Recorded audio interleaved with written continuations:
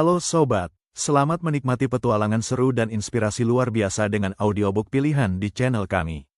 Dari fiksi hingga self-improvement, kami hadirkan cerita yang menghibur dan membuatmu berpikir. Langsung saja, mari kita mulai. Novel berjudul Saat-Saat Jauh, karya dari Lia Seplia. Bab 1, Summer. Gara-gara menangis semalaman, mata Alin bengkak. Pagi ini dia menghabiskan waktu sedikit lebih lama di depan cermin untuk menutupi bengkak dan kemerahan di kelopak matanya. Bagian bawah matanya bahkan lebih mengerikan. Seperti panda, ada lingkaran hitam yang lumayan cekung. Selain menangis, semalam Alin juga sulit tidur. Meski tidak membantu banyak, Alin cukup puas dengan riasannya. Belum ada yang menyadari perubahan wajahnya saat sampai di panti jompo J dan J, kantor sekaligus rumah kedua bagi Alin. Dia menerima upah seadanya, jam kerjanya pun tidak menentu. Namun, tidak ada sistem paksaan di sana. Dia dan rekan-rekan seperjuangannya di panti tersebut rasanya lebih pantas disebut relawan. Donatur kita semakin berkurang, keluh Ju saat menyerahkan buku catatan keuangan panti jompo J dan J pagi itu. Kalau begini terus, tempat ini bisa tutup. Itu enggak akan terjadi, balas Alin seraya menerima buku tersebut. Seperti yang dikatakan Ju, para donatur tetap yang tersisa sekarang hanya 3 orang. Sedangkan donatur tidak tetap ada 5 orang. Para donatur tersebut juga tidak terlalu dermawan. Kita harus bersiap dengan kemungkinan terburuk, Ju memperingatkan Alin dengan suara yang tenang dan nada rendah. Dia tahu Alin sudah berusaha keras mempertahankan panti jompo tersebut. Dia tahu Alin akan yang jadi paling terluka, kecewa, dan tidak terima jika kemungkinan buruk tersebut menjelma nyata. Sebagai orang terdekat dan seumuran dengan Alin, Ju paling paham. Mereka sudah bertahun-tahun bersama mengurus tempat tersebut. Saat anggota lain pergi, hanya mereka berdua yang memilih bertahan. Gimana kondisi nenek Jema dan kakek Jendra? Tanya Alin. Kedua sosok tersebut adalah sepasang suami istri berusia 70 tahunan, yang mendirikan panti jompo, dan kondisi kesehatan mereka sudah tidak begitu baik. Sekarang sih keduanya masih stabil, tapi enggak ada yang tahu besok gimana. Ju mengedik, kalau keduanya meninggal dunia, tempat ini sudah pasti tutup, atau... Ju sengaja menahan kalimat sejenak, lalu garuk-garuk kepala. Senyuman di bibirnya tersungging miris. Atau kamu mau ambil alih? Alin terdiam sekejap, mengambil alih. Bisa tolong kumpulkan teman-teman yang lain? Pinta Alin pada Ju, kita rapatkan dulu bersama. Kita cari solusinya bareng-bareng. Abis makan siang deh, banyak yang belum datang, jawab Ju. Menuju siang, Alin dan rekan-rekannya beraktivitas seperti biasa. Beberapa menemani para lansia main dan bercerita, beberapa merawat yang sakit atau menonton televisi, beberapa menyiapkan santap siang. Meski statusnya sebagai perawat, Alin tidak selalu mengenakan seragam kebanggaan layaknya tim medis, seperti saat ini. Dengan mengenakan kaos dan celana jeans, dia bisa leluasa mengambil gunting rumput dan mulai memangkas alang-alang yang memenuhi pekarangan panti. Akibat terlalu sering melakukan pekerjaan tersebut, permukaan telapak tangannya jadi kasar dan kulitnya belang. Kenapa enggak sewa tukang rumput aja kak? Tanya Lila, relawan baru yang ikut membantu panti. Meski sudah dibilang bahwa panti tidak mampu menggaji, Lila tetap menyerahkan diri ke tempat tersebut. Dia ingin mencari pengalaman sekaligus mengisi waktu selama menunggu panggilan kerja dari tempat lain. Keuangan kita seret, balas Alin, tersenyum tipis dan sedih. Lila mengangguk-angguk. Tadi Abang Ju bilang, akan ada rapat setelah makan siang. Aku boleh ikut? Tanyanya. Harus. Kamu kan juga bagian dari tempat ini, jawab Alin. Kali ini diikuti senyuman ringan dan penuh rasa syukur di binar matanya. Bagaimana tidak? Jarang ada anak muda seperti Lila, yang mau bersusah-susah mengurus para lansia yang kebanyakan sudah sakit-sakitan. Dia lulusan ilmu sastra dan ditempatkan di bagian administrasi. Gadis itu bukan bagian dari tim medis, tapi mau belajar cara menginfus, menyuntik, dan menakar gizi di bawah bimbingan rekan-rekan perawat yang kewalahan karena kekurangan anggota. Pada siang hari, para lansia berkumpul untuk makan. Jumlahnya tidak banyak, 15 perempuan, 10 laki-laki. Usianya paling muda 55 tahun, paling tua 87 tahun. Meski begitu, angka tersebut mampu membuat kediaman J dan J menjadi ramai setelah disulap menjadi panti jompo 8 tahun yang lalu. Para lansia datang dan pergi diambil oleh pihak keluarga atau meninggal. Kebanyakan pengurus panti menerima para lansia yang terlantar, bukan sengaja dititipan. Yang berbaik hati membantu panti tersebut juga tidak banyak.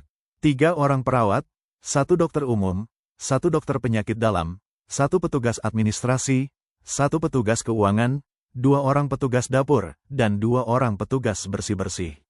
Kendati begitu, jika diperlukan, mereka akan membantu tugas rekan lain saat kekurangan tenaga. Seperti dalam tim dapur, para perawat ikut turun tangan memasak, atau dalam mengerjakan tugas bersih-bersih, pelayan meja administrasi dan pemangku buku keuangan akan turut menyapu, mengepel, dan merawat halaman. Hanya tim dokter yang tidak stay di panti jompo. Mereka punya pekerjaan tetap di rumah sakit dan juga klinik sendiri, sehingga hanya datang saat ditelepon jika ada lansia yang sakit, dengan upah seadanya karena niat yang tulus membantu. Alin adalah satu dari 3 perawat yang bertugas selain Nela dan Diki. Dia sekaligus pemimpin. Hanya ada 9 orang setiap harinya di sana. Lila mengurus administrasi, Ju bagian keuangan. Petugas dapur dan petugas bersih-bersih memberdayakan ibu-ibu dan bapak-bapak yang tinggal tidak jauh dari panti. Bu Sasa ditunjuk sebagai kepala koki sedangkan Pak Zari ketua tim kebersihan. Keduanya sama-sama punya 1 orang asisten. Setelah santap siang, para lansia kembali pada kesibukannya. Kebanyakan memilih tidur dan menonton televisi. Sisanya bermain kartu dan catur. Alin mengumpulkan anggota di ruangan mungil bagian depan panti, tempat penerimaan tamu dan meja administrasi. Mereka duduk di kursi plastik biru, posisi acak. Alin memimpin pertemuan itu. Tidak perlu basa-basi sebab semua juga sudah tahu kondisi panti jompo saat ini. Alin hanya menjelaskan garis besarnya. Dia meminta para rekan menyumbang saran untuk kebaikan tempat itu ke depannya. Seperti yang dikatakan Ju, harus ada persiapan menghadapi kemungkinan terburuk. Aku sudah pernah bilang, kata Nela, rekan perawat, saat dimintai pendapat. Pulangkan saja lansia ke keluarganya yang nggak mau membayar uang perawatan kita. Ju mengangkat tangan, kepalanya menggeleng menandakan ketidaksepakatan. Aku juga sudah pernah bilang. Misi kakek dan nenek J dan J mendirikan panti ini dari awal untuk menolong. Mengembalikan para penghuni ke keluarganya yang enggak bertanggung jawab rasanya melenceng dari misi itu.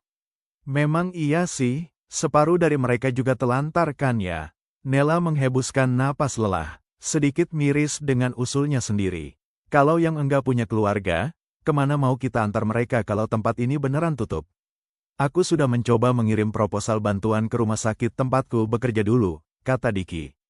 Kepalanya menggeleng pelan. Lama enggak dapat kabar. Semingguan lalu aku kontak, mereka menolak. Dan rasanya enggak ada yang bisa kami bantu, ya? Tanya Bu Sasa. Kami juga malah enggak paham soal itu, kata Pak Zari. Proposal yang kamu kasih ke rumah sakit Andropeda gimana, Lin?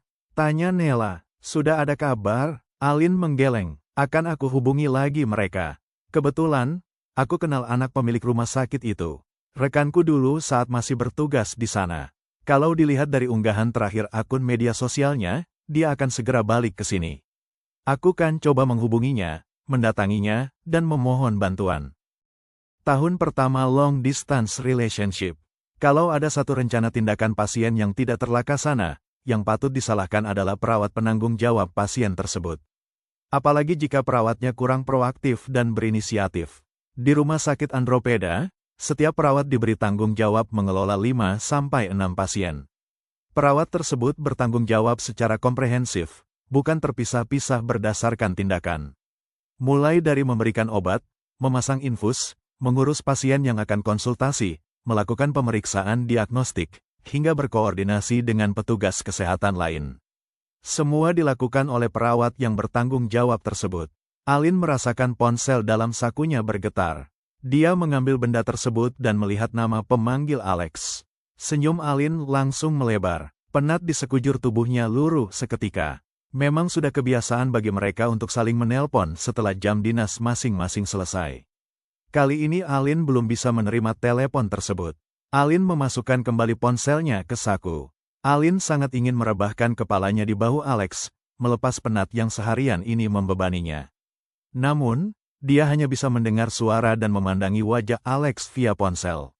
Nanti aku ceritain, jawab Alin. Abis ini kamu pulang ke rumah aja ya, pinta Alex. Nggak usah ke panti dulu. Pas hari libur aja ke sana. Jam di luar shift mending jadiin waktu istirahat. Nggak bisa, Alin menolak mentah-mentah. Kalau aku pulang sore, malam hari aku bakal berjaga di panti. Kalau aku pulang pagi, siang hari aku di panti. Itu badanmu bisa rontok kalau dipaksain kerja di 2 tempat begitu, keluh Alex. Nanti kamu sakit, aku baik-baik aja kok urus semuanya, jawab Alin kuku. Kamu kapan pulang sih? Liburan tahun ini pulang kan? Jatah cuti dipakai buat ketemu aku kan? Ya, pasti, kan aku udah janji. Alin tersenyum tipis. Aku bakal nungguin kamu pulang. Sabar ya sayang, aku pasti pulang kok, jawab Alex. Alin berpamitan dengan Alex karena sudah masuk ke kamar pasien dan memulai tugasnya. Alin meminta izin kepada pasien yang ditanganinya sebelum mengambil tindakan. Alin melirik pasien sekilas sebelum membersihkan area yang akan ditusuk dengan kapas alkohol. Dia menusukkan jarum ke vena yang menghadap jantung. Seminggu kemudian, Alin berhasil menghubungi temannya tersebut lewat telepon. Dia menceritakan kesulitan panti yang diurusnya. Dia juga menceritakan tentang proposal bantuan yang pernah dikirimkannya ke rumah sakit Andropeda. Aku enggak janji ya Lin. Aku cuma bisa kasih proposal yang kukirimkan kemarin itu malah belum diproses sama sekali. Makasih ya sudah bantu. Pembicaraan itu berakhir seiring sambungan telepon yang diputus oleh kedua belah pihak. Alin meletakkan ponselnya di meja lalu mengecek buku tamu. Sudah sebulan tidak ada keluarga dari para lansia yang berkunjung. Ada yang datang. Lila tiba-tiba berdiri. Alin dan Ju ikut menoleh ke halaman depan yang bisa dilihat dari jendela. Pintu masuk sudah dibuka sejak 3 jam lalu. Lo teduh TV? Tanya Lila saat sadar mobil yang ditumpangi pengunjung bukan mobil pribadi, tapi dari stasiun televisi lokal. Ah, bener juga, kenapa kita enggak kepikiran ke sana? Ju berkata demikian setelah sebuah ide muncul di kepalanya. Kita bisa iklanin panti ini di televisi, kan? Biar banyak orang tahu, biar banyak donatur. Saran aja nih ya, kalian bikin aktivitas sehari-hari atau kegiatan menyenangkan dari panti ini, lalu unggah video itu ke YouTube. Sekalian pasang alamat, nomor telepon, dan rekening bantuan dana. Mana tahu yang menonton bisa mengirimkan dana secara sukarela. Asal jangan kasih informasi yang misleading, jelasnya. Boleh juga tuh, jawab Ju, antusias. Tapi misleading itu maksudnya, kalian bisa aja bilang semua jompo di sini ditelantarkan anaknya, padahal nyatanya cuma 10 yang begitu. Sisanya memang dititipkan keluarga secara sadar dan bayar uang bulanan. Kira-kira begitulah. Rama mengedik ringan. Meski tidak sepenuhnya salah, enggak asik kan memancing orang buat menyumbang dengan menjual kesedihan seperti itu. Dijelaskan saja secara detail. Benar, Alin mengangguk pelan. Kalau bisa sih kita ubah image panti jompo menjadi menyenangkan, bukan tempat pembuangan para lansia. Kalau butuh bantuan edit video nanti dibuatin deh. Gratis kok, kata Rama, lalu melepas jabat tangan itu. Dikeluarkannya kartu nama dari dalam dompet lalu diletakkannya di meja. Telepon saja, Alin mengambil kartu nama tersebut. Segera ditekannya nomor yang tertera memakai ponsel pribadinya. Ponsel dalam saku Rama pun berbunyi. Gimana kalau kita adain kelas dongeng sekali sebulan? Lila menawarkan bantuan, tampak bersemangat juga dengan ide itu. Nanti kita rekam, siapapun boleh bercerita. Boleh dongeng, cerita masa lalu, atau pengalaman petualangan. Menurutmu mereka bakalan mau? Alin tampak ragu. Susah banget menyuruh mereka berbagi cerita ke banyak orang. Kalau 4 mata sih bisa. Nggak usah dipaksa. Lila menggeleng pelan. Yang mau aja, dan sudah pasti sulit awalnya. Karena itu, biar aku aja dulu yang mengisi kelas dongeng. Nanti kita lihat reaksi mereka. Lagian ini bagus, bukan? Jarang-jarang kan kita bisa mengumpulkan mereka semua dalam satu tempat. Ju mengangguk setuju. Kita bersihin taman depan. Satu-satunya tempat yang luas, asri, dan teduh, yaitu. Pasti cantik saat direkam. Melalui lubang kaca jendela bagian staf akademik kemahasiswaan, Alin menyerahkan dokumen persyaratan seminar proposalnya. Saya mau daftar Bu, kata Alin memberitahu. Kami cek kelengkapannya dulu ya, kata staf itu sembari menerima berkas Alin. Tidak hanya Alin yang sedang dilayaninya, juga seorang pemuda di samping Alin. Akan tetapi, pemuda tersebut tidak tampak sedang mengurus sesuatu, melainkan mengoceh dalam rangka menumpahkan kekesalan. Alin mengamati sosok di sebelahnya itu. Bahu lebar dan kokoh, Kulit sawo matang cenderung gelap. Rambutnya coklat kopi, lumayan tinggi dengan perbedaan sekitar 30 cm darinya.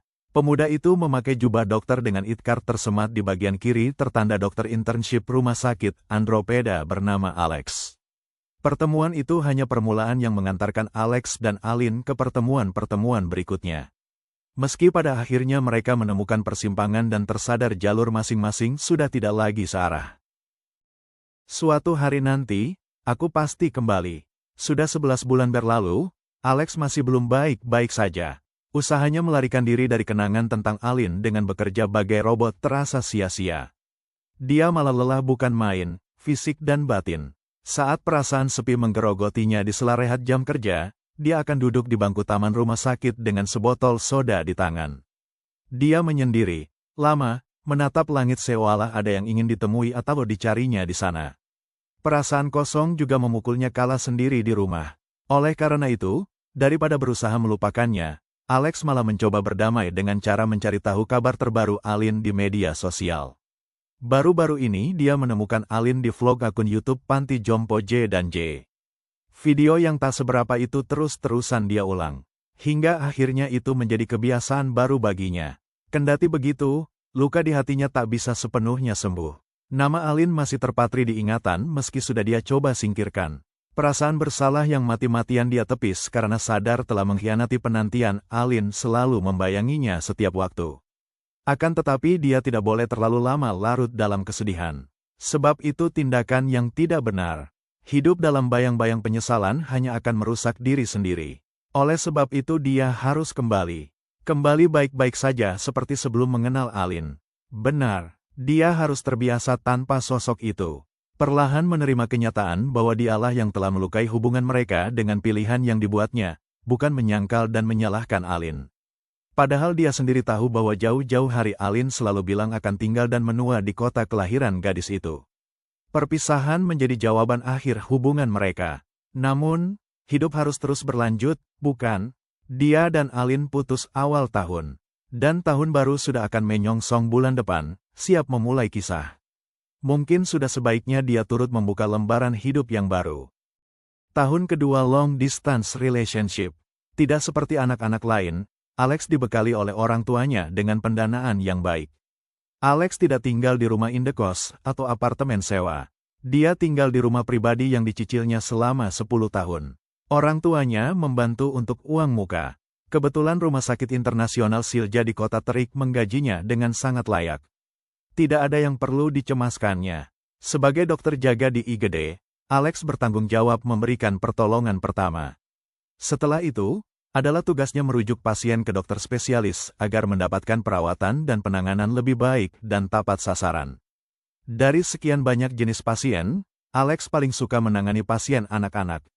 Ketika menangani anak-anak yang dominan takut kepada dokter dan obat, apalagi jika diperlukan penyuntikan, Alex malah merasa tertantang. Sudah menjadi kebiasaan jika ada pasien anak-anak, pasti akan didaftarkan untuk dirawat Alex. Perawat-perawat juga terkesan dengan cara Alex berkomunikasi dengan cara pasien kecil itu. Ramah, tenang, dan jenaka. Tahu-tahu Alex sudah selesai melakukan pemeriksaan. Alex selalu menceritakan suka duka yang dirasakan selama bekerja pada Alin lewat telepon setelah sampai di rumah. Dia menyalakan TV sembari berbaring santai di sofa, sepasang earphone menyumpal telinganya. Pandangannya menerawang ke langit-langit ruangan. Kadang kala dia ketiduran selagi bertelepon dengan Alin. Kadang kala dia bisa menelpon Alin sampai berjam-jam. Seringnya dialah yang menunggu Alin menjawab telepon, sebab kekasihnya itu lebih sibuk meski dibayar lebih rendah daripada dirinya. Keadaan mereka berdua bagaikan cerminan kota tempat mereka tinggal sekarang. Kota Terik tempat Alex bekerja adalah kota besar. Kota itu padat terisi gedung-gedung pencakar langit dan kemacetan. Sedangkan Kota Teduh hanyalah kota kecil di pinggir pantai. Ruang-ruang publiknya renggang. Sedikit sekali terjamah investasi dari perusahaan-perusahaan ternama. Klinik lansia di Rumah Sakit Internasional Silja sangat bagus, luas, dan asri. Penempatannya agak terpisah dari poliklinik lain sehingga memberi kesan spesial. Bangunannya bercat putih kombinasi warna hijau muda. Suasananya bertambah segar berkat rimbunnya pepohonan, dan cantik berkat warna-warni bunga yang ada di tiap halaman. Disediakan juga kamar-kamar khusus rawat inap bagi lansia, tidak bercampur dengan pasien muda atau anak-anak. Fasilitas di tiap kamar sangat layak. Dokter-dokter terbaik dikerahkan. Perawat banyak. Makanan dirancang oleh ahli gizi.